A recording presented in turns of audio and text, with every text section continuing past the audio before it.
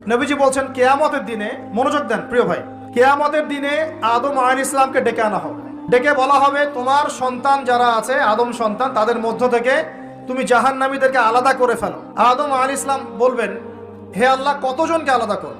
আল্লাহ পাক বলবেন, প্রতি হাজারে 999 জনকে জাহান্নামের জন্য আলাদা করে দাও।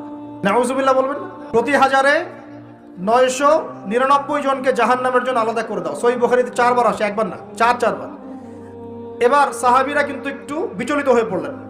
তিনি বলেন, ইয়া রাসূলুল্লাহ, তাহলে কিভাবে হবে? নবী সাল্লাল্লাহু আলাইহি ওয়াসাল্লাম বলছেন, আশ্বস্ত হও, জান্নাতীদের কাতার হবে 120টা। কয়টা? 120টা।